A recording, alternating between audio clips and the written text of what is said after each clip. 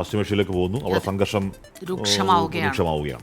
ഇസ്രായേലിൽ ഇറാൻ സംഘർഷത്തിന് അയവില്ല. ഇറാനിൽ 20 കുട്ടികൾ ഉൾപ്പെടെ 80 പേർ ഇതുവരെ കൊല്ലപ്പെട്ടു എന്നാണ് റിപ്പോർട്ടുകൾ. ലോകത്തിലെ വലിയ എണ്ണപ്പാടങ്ങളിൽ ഒന്നായ ഇറാനിലെ പാഴ്സ് റിഫൈനറി ഇസ്രായേൽ ആക്രമിച്ചു. ടെഹ്റാനിലെ പ്രതിരോധ മന്ത്രാലയ ആസ്ഥാനം ആക്രമിക്കാൻ ഇസ്രായേൽ ലക്ഷ്യമിടുന്നുവെന്നാണ് വിവരം. ഇസ്രായേലിലെ ഹൈഫയിലേക്കും തമ്രയിലേക്കും ഇറാൻ പ്രത്യാക്രമണം നടത്തി. യുദ്ധം അവസാനിപ്പിക്കാൻ മധ്യസ്ഥത വഹിക്കാമെന്ന് US പ്രസിഡന്റ് ഡൊണാൾഡ് ട്രംപുമായുള്ള ചർച്ചയിൽ റഷ്യൻ പ്രസിഡന്റ് വ്ളാഡിമിർ പുടിൻ പറഞ്ഞു. ഇറാനെ ആക്രമിച്ചതിൽ പുടിൻ എതിർപ്പറിയിച്ചു. പി ജെയിംസും മധു കൊട്ടാരക്കര ന്യൂജേഴ്സിയിൽ നിന്ന് ചേരുന്നുണ്ട്. ആദ്യം ജെയിംസ് ആറിലേക്ക് പോകുന്നു. പി ജെയിംസ്, ഇവിടെ ഇത് ഏതാണ്ട് ഫുൾ സ്കെയിൽ യുദ്ധത്തിലേക്കുള്ള പോക്കാണെന്ന് വേണോ മനസ്സിലാക്കാൻ? റഷ്യ ഒക്കെ ഇടപെടുമ്പോൾ, സംസാരിക്കുമ്പോൾ മധ്യസ്ഥ വഹിക്കാമെന്ന് പറഞ്ഞ റഷ്യ ആക്രമണം കടുത്താൽ വേണമെങ്കിൽ ഇറാനൊപ്പം നിൽക്കാനും മടിക്കില്ല. എന്താണ് പ്രതീക്ഷിക്കേണ്ടത് ആ മേഖലയിൽ, James? Hashmi, Smitha, good morning. ഒരു കാര്യം വളരെ വ്യക്തമാവുന്നു, യുദ്ധം കൂടുതൽ രൂക്ഷമാവുകയാണ്.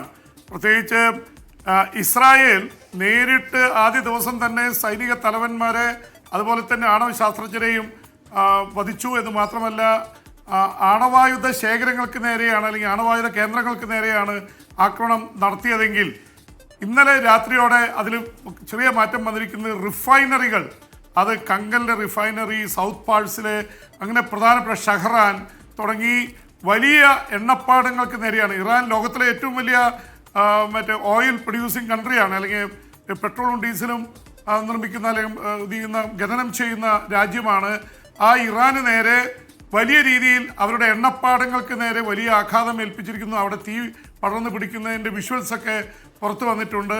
അപ്പോൾ സ്വാഭാവികമായിട്ടും നെതന്യാഹു, ഇസ്രായേലിൻ്റെ പ്രധാനമന്ത്രി പറഞ്ഞതനുസരിച്ച് ഞങ്ങൾ ഇറാൻ്റെ ഓരോ മുക്കും മൂലയും ഞങ്ങൾ ലക്ഷ്യം വെക്കും എന്ന് പറയുന്നത് യാഥാർത്ഥ്യമായിക്കൊണ്ടിരിക്കുന്നു. ഒപ്പം തന്നെ ഇറാൻ വെറുതെ ഇരിക്കുന്നില്ല. ഇറാൻ്റെ വലിയ ആക്രമണം വടക്കൻ ഇസ്രായേലിലടക്കം പല നഗരങ്ങളിലേക്കും വന്നിരിക്കുന്നു. അവിടെ മരണസംഖ്യയുണ്ട്. ഒരുപക്ഷെ ഇറാൻ്റെ അവിടെയുള്ള മരണസംഖ്യ പുറത്തു വരുന്ന പോലെ ഇസ്രായേലിൽ നിന്ന് വരുന്നില്ല എന്നുകൂടിയാണ് പറയുന്നത്.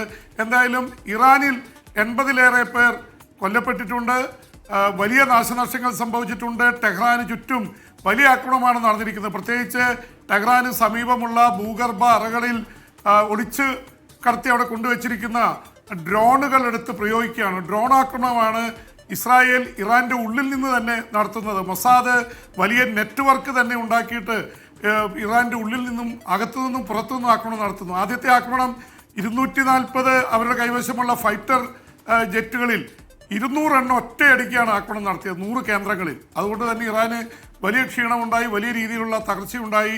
എന്തായാലും തിരിച്ചടിക്കും, നരകത്തിൻ്റെ വാതിലുകൾ തുറക്കും എന്ന് തന്നെയാണ് ഇറാൻ്റെ പരമോന്നത നേതാവ് ആയത്തുള്ള ഖുമേനി പറയുന്നത്. എന്തായാലും ഇവർ തമ്മിൽ പരസ്പരമുള്ള പോരാട്ടം രൂക്ഷമാവുകയാണ്. നമ്മൾ പറഞ്ഞതുപോലെ തന്നെ അമേരിക്കൻ പ്രസിഡന്റ് ഡൊണാൾഡ് ട്രംപും റഷ്യയുടെ പ്രസിഡന്റ് വ്ളാഡിമിർ പുടിനും തമ്മിൽ ടെലിഫോൺ സംഭാഷണം നടത്തിയിരുന്നു. അതിൽ റഷ്യൻ പ്രസിഡന്റ് വലിയ ഒരു പ്രതിഷേധവും എതിർപ്പ് അറിയിച്ചത് ഇസ്രായേൽ കയറി ഇറാനെ ആക്രമിച്ചത് ഒരു തരത്തിലും ന്യായീകരിക്കാനാവില്ല എന്ന് പറഞ്ഞുകൊണ്ട് തന്നെയാണ്. എന്തായാലും സമാധാന ശ്രമങ്ങളിൽ അമേരിക്കൻ പ്രസിഡന്റ് ഡൊണാൾഡ് ട്രംപ് അദ്ദേഹം ഇസ്രായേലിനോട് സംസാരിക്കും. ഇറാനുമായി ഏറെ അടുപ്പമുള്ള റഷ്യൻ പ്രസിഡന്റ് വ്ളാഡിമിർ പുടിൻ ഇറാനുമായി സംസാരിക്കും. അങ്ങനെ ഒരു വെടിനിർത്തലിലേക്കൊക്കെ നയിക്കാൻ തുടക്കത്തിൽ തന്നെ ശ്രമങ്ങൾ നടക്കുന്നുണ്ട്. പക്ഷെ അത് വിജയിക്കുമെന്നറിയില്ല. എന്തായാലും ഒമാനിൽ ഇന്ന് നടക്കേണ്ടതായിരുന്നു അമേരിക്കയും ഇറാനും തമ്മിലുള്ള അണവായുധ കരാർ സംബന്ധിച്ചുള്ള 6ാം റൗണ്ട് ചർച്ച. ആ ചർച്ച നടന്നില്ല, അത് ക്യാൻസൽ ചെയ്തു. കാരണം ഇറാൻ തന്നെ പറഞ്ഞത് ഇങ്ങനൊരു അങ്ങോട്ടും ഇങ്ങോട്ടും ആക്രമണം നടത്തുന്ന സമയത്ത് എങ്ങനെ ഒരു അണവായുധ കരാറിൻ്റെ ചർച്ച നടത്തത് മീനിങ്ലെസ് ആണ്, അർത്ഥശൂന്യമാണ് എന്നാണ് പറഞ്ഞത്. എന്തായാലും ലോക രാജ്യങ്ങളൊക്കെ ഇടപെടുന്നുണ്ട്. പ്രത്യേകിച്ച് അറബ് രാജ്യങ്ങൾ യുദ്ധം നിർത്തണമെന്ന് പറയുന്നുണ്ട്. ഇന്ത്യയുടെ പ്രധാനമന്ത്രി നരേന്ദ്രമോദിയുമായിട്ട് പ്രമുഖരായിട്ടുള്ള ആൾക്കാർ സംസാരിച്ചിരുന്നു. അവരോടൊക്കെ ഇന്ത്യയുടെ നയം അറിയിച്ചത് ഇന്ത്യ സമാധാനത്തിന് വേണ്ടിയാണ്. ഒരു തരത്തിലും മുന്നോട്ട് കാര്യങ്ങൾ കൊണ്ടുപോകരുത്, യുദ്ധം രൂക്ഷമാവരുത്, അല്ലെങ്കിൽ യുദ്ധത്തിൻ്റെ അവസ്ഥയിലേക്ക് കാര്യങ്ങൾ എത്തിക്കരുത് എന്നാണ് ഇന്ത്യ പറഞ്ഞത്. അതുപോലെ ഇന്ത്യയുടെ വിദേശകാര്യമന്ത്രി എസ് ജയശങ്കറെ ഇറാൻ്റെ വിദേശകാര്യമന്ത്രിയും ഇസ്രായേലിൻ്റെ വിദേശകാര്യമന്ത്രിയും വിളിച്ചിരുന്നു. രണ്ടിടത്തും ഇന്ത്യയുടെ നിലപാട് എന്ന് പറയുന്നത് ഈ സമാധാനം വേണമെന്നാണ്. അല്ലാതെ ഒരു പക്ഷേ ഇന്ത്യയെ സംബന്ധിച്ചിടത്തോളം ഇസ്രായേലുമായിട്ട് നല്ല അടുത്ത ബന്ധമുണ്ട്, ഒപ്പം തന്നെ ഇറാനുമായിട്ടും നല്ല ബന്ധമുണ്ട്. അതുകൊണ്ട് അതിലൊരു പക്ഷം പിടിക്കാൻ ഉദ്ദേശിക്കുന്നില്ല എന്നാണ് ഇന്ത്യ പറയുന്നത്. പക്ഷേ ഇസ്രായേലുമായിട്ട്, പ്രത്യേകിച്ച് നമ്മുടെ പാകിസ്ഥാനുമായിട്ട് യുദ്ധമൊക്കെ വന്നപ്പോൾ ഇസ്രായേലിൻ്റെ അടുത്ത സഹായം ഉണ്ടായിരുന്നതുകൊണ്ട് ഒരുപക്ഷെ ഇസ്രായേലിനോട് ഒരു വലിയ അടുപ്പക്കൂടുതലുണ്ടോ എന്ന്. പക്ഷെ അത് സാധാരണ ഇങ്ങനെയുള്ള അവസരങ്ങളൊന്നും തുറന്നു പറയാറില്ല. രഹസ്യമായിട്ട് ഒരുപാട് ബന്ധങ്ങളുണ്ടാവാം. എന്തായാലും അറബ് രാജ്യങ്ങൾ പൊതുവെ ഇറാന്റെ പക്ഷത്താണ്. പക്ഷെ ആരും തുറന്ന് കാര്യമായിട്ട് വരുന്നില്ല. കാരണം ഇറാന്റെ എതിർപക്ഷത്താണ് സൗദി അറേബ്യയും അതുപോലെ തന്നെ UAE അടക്കമുള്ള അറബ് രാജ്യങ്ങൾ. ഇസ്രായേലിനോട് പക്ഷം ചേരാനും ആവില്ല.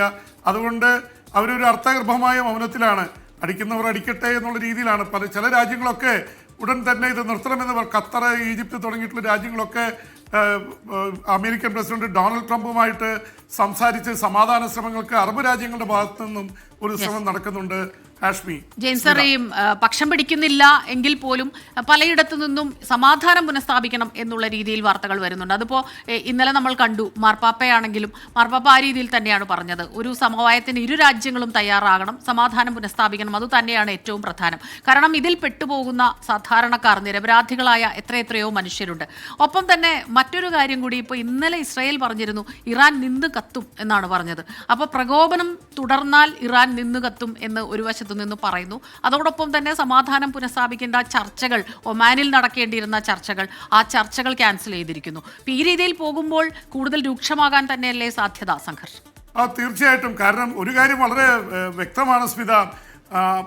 ഇറാനെ സംബന്ധിച്ചിടത്തോളം ഇറാന്റെ സൈനിക തലവന്മാർ, ഒരാള് റെവല്യൂഷണറി ഗാർഡ്സിന്റെ തലവനാണ് ഹൊസൈനി സലാമി എന്ന് പറയുന്നത്. അതുപോലെ തന്നെ മുഹമ്മദ് ബഗേരി അത് ആർമിയുടെ തലവനാണ്. അപ്പോൾ അവരുടെ ടോപ്പ് ബ്രാസിനെയാണ്, അവരുടെ സൈന്യത്തിൻ്റെ ടോപ്പ് ഏറ്റവും വലിയ തലപ്പത്തിരിക്കുന്ന തലവന്മാരെയാണ് കൊലപ്പെടുത്തിയിരിക്കുന്നത്. അവരുടെ ആണവ ശാസ്ത്രജ്ഞന്മാർ ഏറ്റവും പ്രമുഖരായിട്ടുള്ള 9 പേരാണ് കൊല്ലപ്പെട്ടിരിക്കുന്നത്. 2020 കൊല്ലപ്പെട്ട ആണവശാസ്ത്രത്തിൻ്റെ പിതാവ് ഫക്രുദ്ദീൻ സാദെ അടക്കം. അപ്പോൾ ഈ തരത്തിൽ ഒരുപാട് കണക്ക് തീർക്കാനുണ്ട് ഇറാന് പെട്ടെന്ന് മാറാനും പറ്റില്ല. എന്ന് മാത്രമല്ല, ഇറാനിലെ ജനങ്ങൾ ഇസ്രായേലിനെ അടിക്കണം എന്നുള്ള തരത്തിലേക്ക് വന്നിരിക്കുന്നു. അവിടെ സൈനിക തലവന്മാർ കൊല്ലപ്പെട്ടപ്പോഴല്ല, അവിടെ 80 സാധാരണക്കാർ കൊല്ലപ്പെട്ടപ്പോഴാണ് ജനം തെരുവിലിറങ്ങിയത് എന്നറിയണം. എന്തായാലും ഇസ്രായേലിനെ സംബന്ധിച്ചിടത്തോളം ഇസ്രായേൽ ഇതിൽ കുറച്ചൊരു പൊളിറ്റിക്സ് കാണുന്നത്, ഈ ഇറാന്റെ ഇസ്ലാമിക ഭരണകൂടത്തിനെതിരെ അവിടുത്തെ ജനങ്ങൾ, പ്രത്യേകിച്ച് സ്ത്രീകൾ 2.5 വർഷം പ്രക്ഷോഭം നടത്തിയതാണ്. അവര് ഒരു ഭരണമാറ്റത്തിന് വേണ്ടി ആഗ്രഹിക്കുന്നുണ്ടാവുമെന്നുള്ള കണക്കുകൂട്ടലിൽ അവിടെ വലിയൊരു രീതിയിലുള്ള ആക്രമണം നടത്തിയാൽ ജനരോഷവും ഒരു അപ്രൈസിംഗ് ഒക്കെ ഉണ്ടായി ഒരുപക്ഷെ ഭരണമാറ്റം ഉണ്ടാവുമെന്ന് ഇസ്രായേൽ പ്രതീക്ഷിക്കുന്നു. ഇസ്രായേലിലെ കാര്യങ്ങൾ അതുപോലെ തന്നെയാണ്. ബെഞ്ചമിൻ നെതന്യാഹുവിനെതിരെ അവിടെ ഒരു പ്രതിപക്ഷത്തിൻ്റെ അതുപോലെ തന്നെ ഭരണപക്ഷത്തിനുള്ളിൽ സൈന്യത്തിനുള്ളിൽ എതിർപ്പുണ്ട്.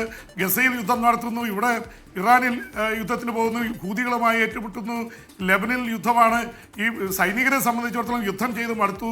അപ്പം അതൊക്കെ പുറത്തു വരുന്നില്ലെങ്കിലും രണ്ട് പക്ഷത്തും പ്രശ്നങ്ങളുണ്ട്. അതുകൊണ്ട് തന്നെ പക്ഷേ യുദ്ധം നിർത്താൻ ഇവർക്ക് കഴിയുകയില്ല. പ്രതികാരം തീർക്കണമെന്നുള്ള തരത്തിൽ തന്നെ ഭരണകൂടം മുന്നോട്ട് പോവുകയാണ്. ആര് പറഞ്ഞാലും കേൾക്കാത്ത ഒരു അവസ്ഥയിലാണ് ബെഞ്ചമിൻ നെതന്യാഹുവിൻ്റെ അവസ്ഥ. ഇപ്പോഴത്തെ ആയത്തുള്ള ഖുമേനിയും വലിയ വാശിയിലാണെന്ന് മാത്രമല്ല പറഞ്ഞിരിക്കുന്ന മുട്ടുകുത്തിച്ച് ഞങ്ങൾ അടങ്ങുകയുള്ളൂ എന്നാണ്. അപ്പം അതുകൊണ്ട് പെട്ടെന്ന് യുദ്ധം നിർത്താനുള്ള സാധ്യത കാണുന്നില്ല. പിന്നെ രണ്ടു കൂട്ടർക്കും അറിയാം, ഈ യുദ്ധം മുന്നോട്ട് കൊണ്ടുപോയാൽ ഇനിയും വലിയ രീതിയിലുള്ള നാശമുണ്ടാവും, സാമ്പത്തിക തകർച്ചയുണ്ടാവും. ലോകമെമ്പാടും പെട്രോളിൻ്റെയും ഡീസലിൻ്റെയും വില കൂടിക്കൊണ്ടിരിക്കുകയാണ്. വിപണിയിൽ സ്വർണത്തിൻ്റെ വില കൂടുന്നു. ആ തരത്തിൽ വലിയ രീതിയിലുള്ള പ്രശ്നങ്ങൾക്ക് സാധ്യതയുണ്ട്. അതുകൊണ്ട് വലിയ സമ്മർദ്ദം ഉണ്ടാവും. അമേരിക്കയും റഷ്യ ഒരു ഭാഗത്ത് നിന്ന്, അറബ് രാജ്യങ്ങൾ മറുഭാഗത്ത് നിന്ന്.